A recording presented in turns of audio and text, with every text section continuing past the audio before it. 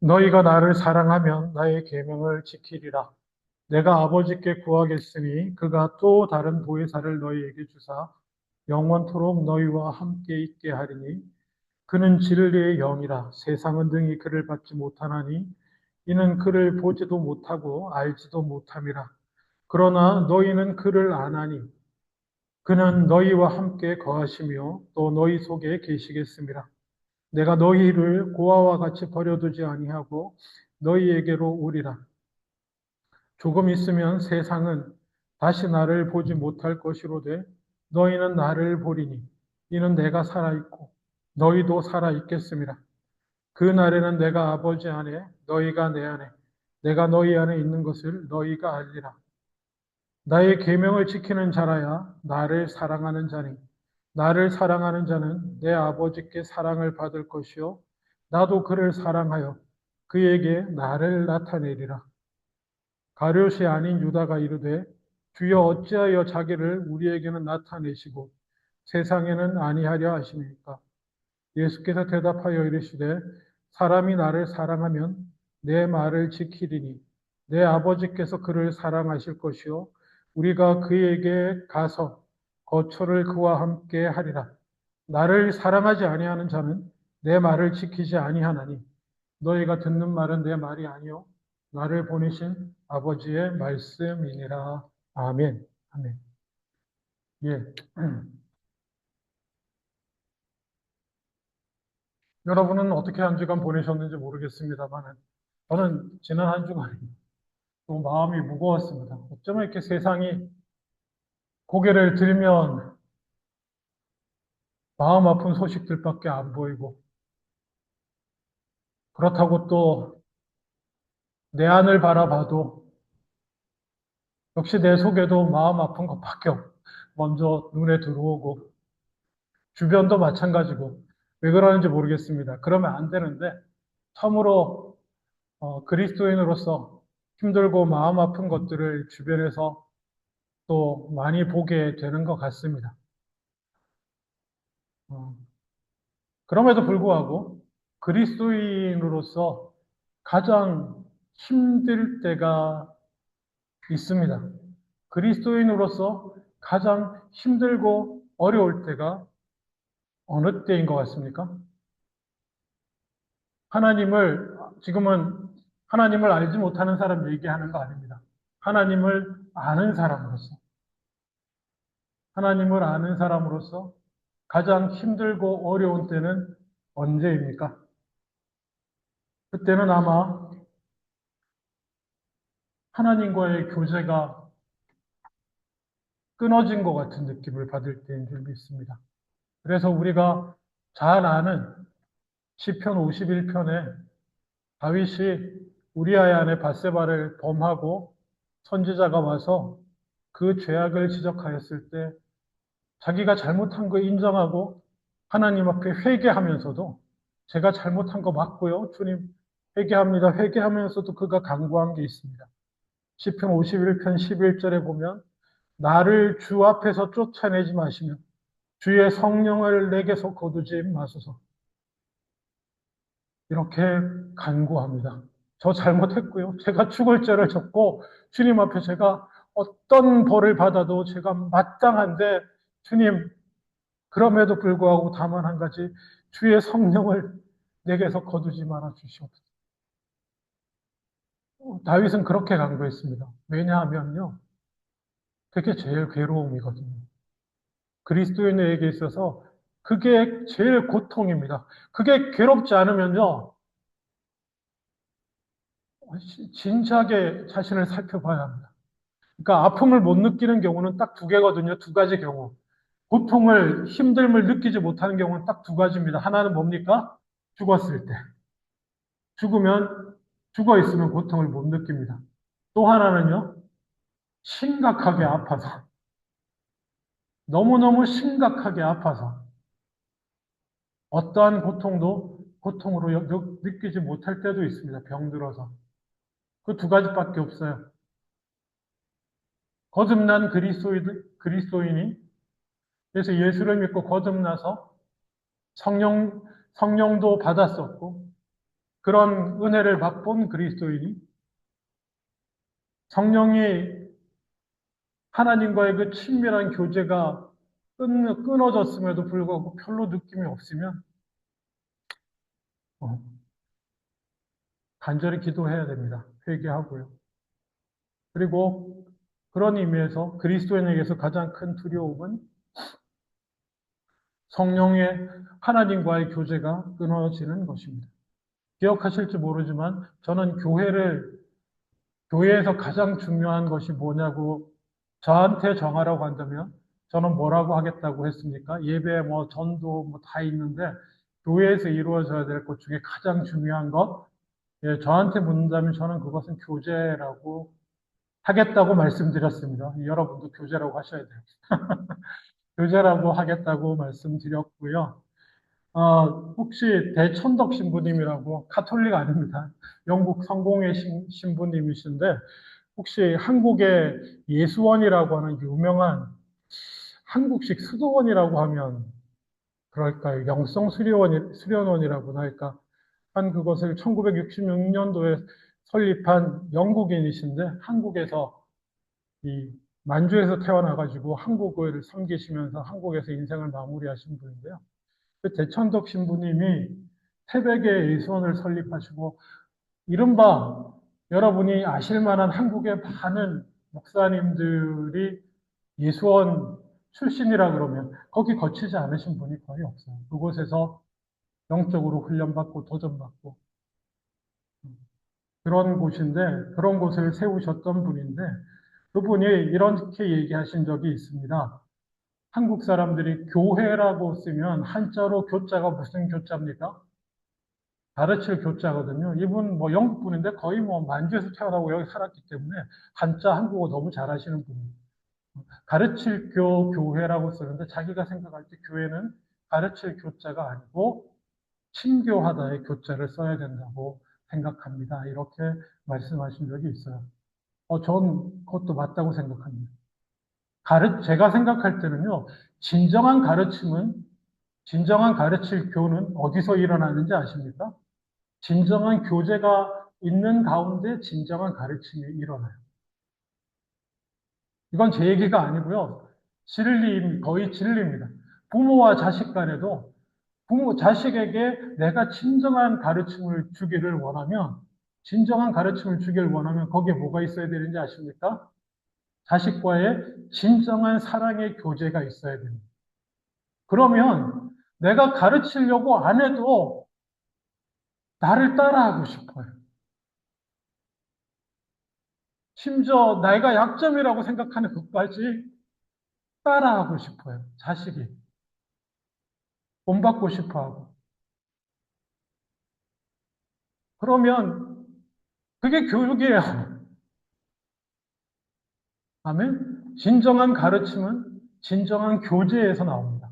그런 의미에서 교회는 가르칠 교자라기보다 교제할 교자라고 생각해도 좋겠다. 저는 동의하고요. 그래서 그 교제는 몇 가지가 있다고 했습니까? 교회에서 일어나는 교제는 하나님과의 교제가 있고요. 그리고 또 주 안의 형제 자매 간의 믿음 안에서 성령 안에서 하는 교제가 있습니다. 여러분, 사람이 힘든 거는 교제가 끊어지면 힘이 듭니다. 어떤 분은, 저는 별론데요. 저는 그렇게 힘들지 않은데요. 예, 타고나기를 선천적으로 이렇게 이런 거 별로 안 하고 싶지만 MBTI I 성향, 내향형인 분, 이분은 이렇게 홀로 떨어져 있어야 힘이 되고 힘을 얻는 분들이시거든요. 그분들은 사람들과의 교제가 별로 어떤 때는 힘들고 부담될 때도 있어요. 근데 아마 사람들과의 교제가 끊기면 힘들다는 걸 아주 절감하시는 분들은 외향형 스타일의 분들이실 거예요. 사람 만나서 교제하지 않고 얘기하지 않고 나누지 않고 살면은 거의 사람이 피폐해지고 우울증에 빠지는 그 정도도 갈 수 있습니다. 그런 분들에게는 교제가 끊어지면 힘들다는 이 말이 절감하시게 될 텐데요. 그러면 내향형은 어떠냐? 저도 사실은 대문자 I형이라고 사는 사람들인데 내향형도 마찬가지로 교제가 끊어지면 힘듭니다. 특별히 하나님과의 교제가 끊어지면 힘듭니다. 사람들과의 교제는 좀 안 해도 내가 좀 혼자 있으면서 쉼을 얻고 회복도 하고 이래서 하면 좋은데, 안 좋다는 얘기가 아니에요. 성도 간의 믿음의 나눔과 친교와 교제도 너무너무 좋은데, 그건 어떤 때는 나를 힘들게 하고 어렵게 할 때도 있지만, 그것도 참 좋은데, 그걸 많이 못한다고, 저 같은 성향의 사람은 그걸 많이 못한다고 해서 아주 힘들진 않아요. 근데 하나님과의 관계가 홀로 있을 때에 아무도 없이 홀로 있을 때 그곳에서 내가 하나님과의 관계가 막혔다, 아니면 힘들다, 어렵다, 끊어졌다는 것을 갑자기 확인하게 되면 그런 경우가 이제 잦지는 않습니다. 옛날에 비해서. 미리미리 조심하니까 잦지는 않은데, 그럴 때는 저는 제 경험을 얘기하면 저는 거의 공포입니다. 두려움과 공포예요. 그렇습니다. 그냥 저 정도로 저만큼 느끼지 않으시는 분도 있으실 텐데, 어? 하나님과의 교제가 끊어지는 건 그렇게 힘들고 어려운 일이고, 그리고 또 성도들 간의 교제 없이 사랑을 느끼지 못하고 주 안에 서로 섬김과 나눔의 사랑의 섬김의 관계를 느끼지 못하고 살아가는 것은 우리로 하여금 너무나 힘들고 괴롭게 합니다. 그래서 제가 볼 때 교회에서 해야 할 가장 중요한 것은 하나님과의 교제요, 성도 간의 교제가 되는 줄로 믿습니다. 뭐 굳이 잔소리라고 할 만한 하나를 추가하자면, 어, 그냥 내가 사람 만나는 거 좋아가지고 인간적인 교제와 주 안에서 교제하는 것만 혼돈하지 않으시면 돼요. 그것만 혼동하지 않으시면 교제는 참 귀하고 중요합니다. 또 뭐 그것도 포함돼요. 그 교제 안에. 그것도 포함되지만. 자, 그래서 오늘의 본문은 그 교제함에 관한 이야기를 나누고자 합니다. 하나님과 무엇보다 하나님과 우리가 교제한다는 것은 성령을 통하여입니다. 성령 안에서 교제하는 것입니다. 오늘 성령에 관한 얘기이기도 한데, 제가 읽은 본문을 보면 뜬금없습니다. 사실은 맥락상 뜬금없이 15절에 너희가 나를 사랑하면 나의 계명을 지키리라는 얘기로 성령에 관한 얘기를 예수님께서 시작하십니다. 성령에 관한 얘기를 15절로 시작해요.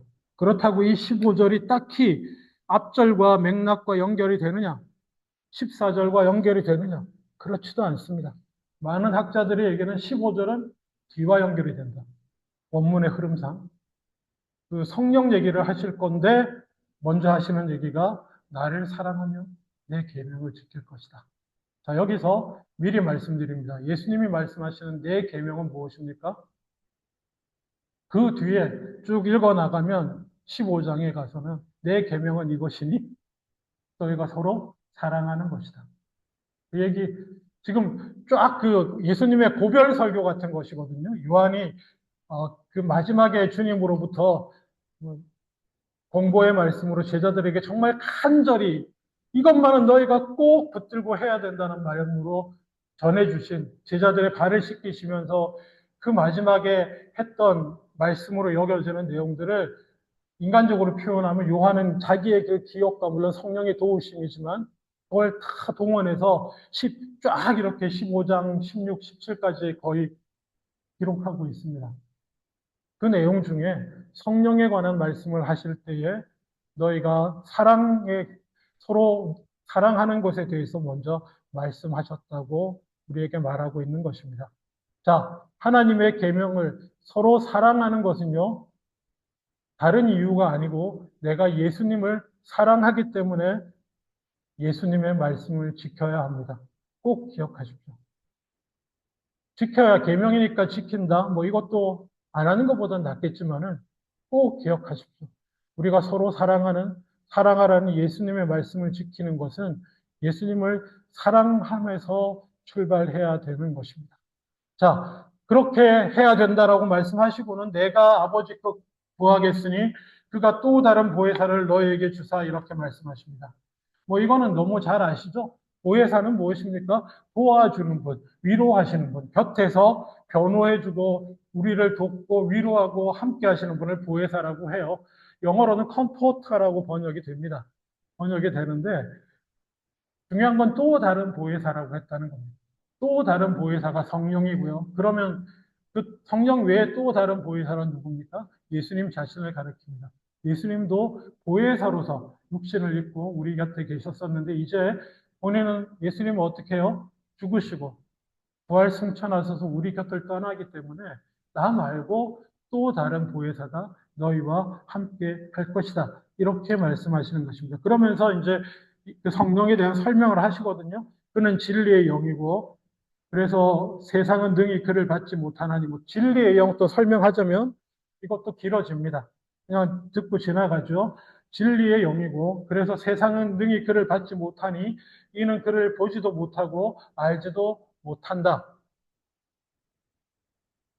왜 그렇겠습니까? 이게 나중에 설명할 얘기겠지만 성령은 예수 그리스도를 믿음으로 그리고 그의 계명을 지키는 것과 함께 우리 가운데 경험되어지고 역사하고 이러는 부분이 있기 때문에 그렇습니다. 따라서 여기서 세상이란 말은 예수님을 믿지 않는 자들을 말합니다. 그들은 받지도 못할 뿐더러 보지도 못하고 알지도 못합니다. 이와 관련해서 사도행전 2장 38절에 베드로가 이르되 너희가 회개하여 각각 예수 그리스도의 이름으로 세례를 받고 죄 사함을 받으라. 그리하면 성령의 선물을 받으리니 라고 표현합니다. 이것도 설명이 좀 필요하지만 성령의 선물은 그리고 이게 성령의 선물인지 성령을 선물로 받으리니인지 이 두 가지 방향으로 해석이 다 가능해요. 성령을 받으면 성령의 선물도 받게 되고 뭐 이렇게 되는데 어쨌거나 어떻게 이해하든지 간에 중요한 점은 예수를 믿고 자기 죄를 깨달아 회개하고 예수 믿고 구원받은 사람이 성령을 선물로 받게 되어 있습니다. 따라서 세상은 예수를 알지 못하는 세상은 당연히 알지도 못하고 받지도 못하죠. 그러나 너희는 그를 아나니 저와 여러분에게 하시는 말씀입니다. 세상은 알지 못하지만 그러나 너희는 그를 안다. 예수를 믿은 우리는 성령을 안다고 하시네요. 여러분 성령을 아십니까? 왜냐? 그 성령은 너희와 함께 거하시며 또 너희 속에 계속하여 계시겠습니다. 내가 너희를 고아와 같이 버려두지 아니하고 너희에게로 오리라. 이거 잘 들으셔야 돼요. 지금 17절 후반부가 18절하고 연결이 되는데, 자, 성령 얘기를 하셨어요. 성령은 너희와 함께 하실 것이고, 너희 속에 계시겠다라고 하면서, 그 다음에 연결해서 바로, 내가 너희를 보아 같이 내버려 두지 아니하고, 너희에게로 오겠다라고 말씀을 하십니다. 어. 이게 성령과 예수님이 연결되어 있음을 보여줍니다. 뭐 당연한 얘기를 하냐. 교리교육을 열심히 받으신 여러분, 성부, 성자, 성령은 삼위일체 한 하나님이시고 성령님이 내 안에 계시는 것, 예수님이 내 안에 계시는 것이고, 예, 맞습니다. 이게 그냥 나온 얘기가 아니고요. 예수님이 이렇게 말씀하셨기 때문에 그렇습니다. 조금 있으면 세상은 다시 나를 보지 못할 것이로되 너희는 나를 보리니. 여기서 더 분명히 말합니다. 너희 예수님께서 오시겠다는 말이 세상 마지막에 오시겠다는 말씀이 아님을 여기서 분명히 하고 있습니다. 조금 있으면 나는 십자가에서 죽고 승천할 거기 때문에 세상에서는 없어지겠지만 그리고 세상 사람들은 볼 수도 없게 되겠지만 너희는 나를 보게 될 것이다. 왜요? 성령이 오심으로 성령 안에서 우리는 예수님이 여전히 우리 안에 우리와 함께 우리 가운데 계심을 경험하게 될 것이고요. 여러분은 아마 경험하셨을 것이고요. 경험하시는 중에 있으셔야 됩니다. 그래서 이미 심장한 말씀 19절 후반부 읽겠습니다. 너희는 나를 보리니 이는 내가 살아있고 너희도 살아있겠습니다. 아주 의미심장한 말씀입니다. 예수님이 살아있다라는 것은 십자가에 돌아가셨다는 게 아니에요. 죽고 부활하시고 승천하셔 성령으로 여전히 살아 있고요. 그리고 또 뭡니까? 우리도 예수님의 이름으로 그 안에서 생명을 얻어 영생을 얻어 살아 있으면 너희가 살아 있다면 나를 볼 것이고 나와 함께 하고 있을 것이라는 말씀을 사실은 두려운 말씀을 강하게 해주시는 것입니다. 자, 20절. 그날에는 내가 아버지 안에, 너희가 내 안에, 내가 너희 안에 있는 것을 너희가 알리라. 이 말씀 읽으시면 또 기억나는 말씀이 있으셔야 돼요. 제가 시계가 없어서. 예. 이 말씀 읽으시면 기억나는 말씀이 있어야 됩니다. 어디가 기억나세요? 이 말씀하고 거의 똑같은 말씀 한 번 더 하셨어요. 왜냐? 중요하니까. 15장에 너희는 가지고 나는 포도나무니 가지가 포도나무에 붙어 있어야 너희가 살고 열매를 맺고 얘기하시면서 그 마지막 부분에도 내가 너희 안에 너희가 내 안에 제가 너무너무 좋아하는 요한복음 15장 그 말씀 그냥 그 얘기 하시는 겁니다. 근데 이것도 어떻게 이루어진다고요? 성령을 통해서. 성령을, 성령을 통해서 그 일이 이루어집니다. 더 길게 설명할 필요 없는 부분이기도 합니다. 자, 그런데 말입니다. 이렇게 성령 얘기를 막 하셨어요. 성령이 오시고 함께하고 내가 너희 안에 너희가 내 안에 성령은 이런 분이고 막 하셨는데 그리고는 또 갑자기 또 이 얘기를 하십니다. 21절에 나의 계명을 지키는 자라야 나를 사랑하는 자리. 15절을 살짝 뒤집어서요. 나를 사랑하면 나의 계명을 지키는 자이다. 근데 그리고 성령 얘기를 쫙 하시고는 또 뒤집어서 나의 계명을 지키는 자가 나를 사랑하는 자다. 그리고 얘기하십니다. 그런 사람은 내 아버지께 사랑을 받을 것이고 나도 그를 사랑하여 그에게 나를 나타내리라. 여러분, 성령이 임하는 것은요.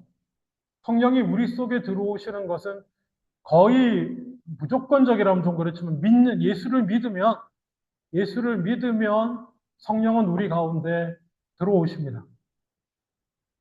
그 믿음, 우리를 구원하신 성령이 이것도 좀 설명은 복잡해지지만 하여간 그건 거의 우리 안에 들어와 오시는데 지금 예수님은 뭐라고 얘기하시냐면은 너희가 나를 사랑해서 내 계명을 지키면 아버지 하나님이 너를 사랑할 것이고 나도 너희를 사랑하고 그래서 나를 너희에게 나타내겠다. 아까 뭡니까? 우리에게 오겠다. 세상은 못 봐도 너희는 나를 볼 것이다. 그런 얘기 했잖아요. 그게 성령하고 관련된 얘기였잖아요. 성령을 통해서 너희는 나를 볼 것이고 너희가 살아있다면 나도 살아있으니 너희가 나를 볼 것이라는 얘기를 하시면서 어떨 때 내가 너희에게 나를 나타내겠다. 내가 너희에게 보여지겠느냐 하면은 너희가 나를 사랑해서 내 계명을 지키고 그래서 아버지 하나님이 너희를 사랑하시고 그래서 나도 너희를 사랑하게 해서 내가 너희에게 나를 보여주겠노라. 그러니까는 이거는 이 성령이 우리 안에 있어도 우리가 그걸 잘 경험하지 못하고 느끼지 못할 수도 있습니다. 근데 그거 느끼거나 말거나 그런 것과 상관없이 한번 믿음으로 구원받은 영혼 안에 성령은 계세요. 근데 말입니다. 우리가 정말 봤다고 말할 수 있을 정도가 되려면 봤다고 말할 수 있는 정도가 되는 것은 또 다른 문제입니다. 그래서 이거를 목회적으로는 뭐 성령의 충만이네, 뭐 이렇게, 뭐 순복음 쪽에서는 뭐 이렇게 성령이 뭐 이렇게 기름 부음이네, 뭐 이런 식으로 이렇게 많이 다르게 표현합니다. 우리의 경험이니까, 우리의 경험이라 다르게 표현하는데 예수님은 이렇게 말씀하세요. 내가 너희에게 보여준다. 너희가 제 표현은 이렇습니다. 나의 살아있음을 경험하게 된다. 세상은 보지 못해도 너희는 내가 살아서 너희와 함께 있음을 경험하게 될 것이다. 근데 그거는 무조건적인 건 아니에요. 조건이 있습니다.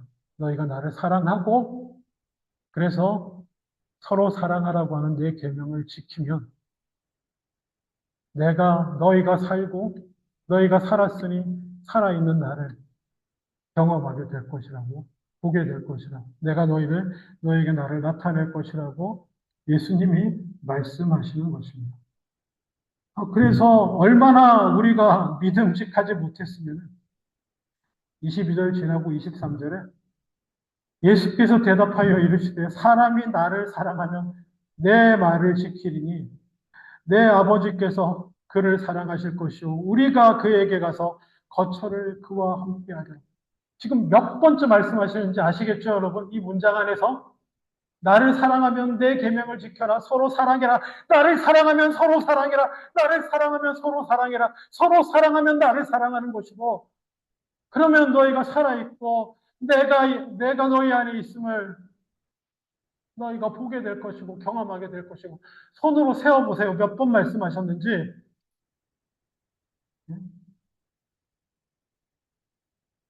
그래서 심지어 내 아버지께서 그를 사랑하실 것이요 이제는 우리가 그에게 가서 뭡니까? 우리가 누굽니까? 성부, 성자, 성령 삼위일체 하나님의 전 존재가 그에게 가서 그와 거처를 함께하고 함께하리라.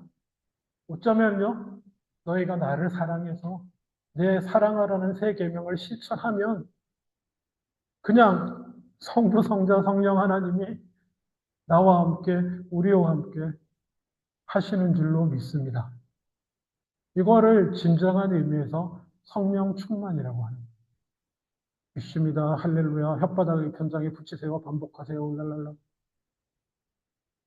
박수 치세요. 박수. 크게 부르세요. 크게. 찬양. 그거 아니고요. 진정한 성령 충만은 예수님을 사랑해서 그래서 이웃을 사랑하고 실천하고 그래서 하나님이 나를 너무 사랑하시고 예수님이 나를 너무 사랑하시고 그래서 기꺼이 기쁜 마음으로 예수님 살아계심을 여러 가지 모습으로 내 안에, 내 밖에, 내 주변에 일어나는 일과 관계 이 모든 것들을 통해서 내가 살아있다. 내가 이렇게 살아있고 너와 함께 있다. 라는 거를 보게 되는 거예요. 그래서 정말 미칠 것 같은 기쁨과 감격 속에 정말 다윗처럼 뛰다가 그럴 수도 있는 그게 성령 충만이에요. 뛰는 것부터 해가지고 받는 게 아니고요. 박수치고 춤추는 것부터 해가지고 받는 게 아니고요. 말씀을 맺기로 원합니다. 정말 주님 앞에 죄송한데 24절에 우리가 얼마나 못 믿었으면 나를 사랑하지 아니하는 자는 내 말을 지키지 아니할 것이다. 나를 사랑하지 아니하는 자는 서로 사랑하지 아니할 것이다. 너희 안에서. 내가 너희를 위해 십자가를 지고 예수님의 사랑은 남는 데서 나눠주는 사랑이 아닙니다. 예수님의 사랑은 자기를 비우고 종의 형상을 가지고 죽기까지 하는 사랑을 예수님의 사랑이라고 합니다. 그 사랑으로 사랑하라는 예수님의 사랑대로 사랑하지 않는 자는 나를 사랑하지 않는 자다. 근데 분명히 말한다. 사랑하는 자가 서로 사랑하는 것이다. 뭐 쭉 하다가 마지막에 전팍 찍으시는 거예요. 나를 사랑하지 아니하는 자는 서로 사랑하지 않을 것이다. 그리고 다시 한번 강조합니다. 이건 그냥 사람의 모습으로 내가 전하니까 인간적인 말로 하느냐? 아니라 성부 전능하신 하나님의 말씀. 그렇게 도장 찍으시는 거예요. 그리고 가서 또 얘기하십니다. 계속 나는 포도나무고 너희는 가지고 나랑 이렇게 연결돼야지 너희가 열매를 맺고 너희가 살고 그런 얘기를 하는 거예요. 그렇게 연결된다는 게 뭡니까? 방금 이 얘기. 성령 충만한 얘기. 하나님 안에, 하나님이 내 안에, 내가 하나님 안에 그렇게 살아가는 그 실제 말씀을 맺기를 원합니다. 교제가 중요합니다. 그리고 근데 지금 여러분 하나님과의 교제가 끊겼습니까? 그래서 성도 간의 진정한 사랑과 섬김도 할 수가 없는 지경이 되셨습니까? 끊기셨어요? 예. 방법은 주님을 사랑함으로 주님을 향한 요만큼의 마음이라도 남아있다고 하신다면 회개하고요. 그 사랑하는 마음으로 아, 의지를 동원해서 다시 한번 주님을 본받아 자기를 비우고 섬기는 자리로, 사랑하는 자리로 나아가 보십시오. 그러면 살게 될 줄로 믿습니다. 그러면 하나님의 사랑이 내게 다시 임하고 내가 살았음을 깨닫고 주님이 살아계심을 아마 다시 한번 확인하게 될 줄로 믿습니다. 기도하겠습니다. 아버지 하나님, 살게 하여 주시옵소서.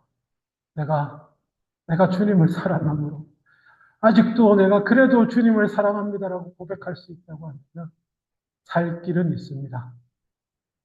주님을 사랑함으로 이웃을 사랑하는 대로 한 걸음 나가면 다시 주님과의 교제, 사랑의 교제가 회복되고 성령 안에서 다시 살아나게 될 줄로 믿습니다. 감사드리며 이 모든 말씀 우리 주님 예수님 이름으로 기도합니다. 아멘. 다 일어나셔서 찬송합니다.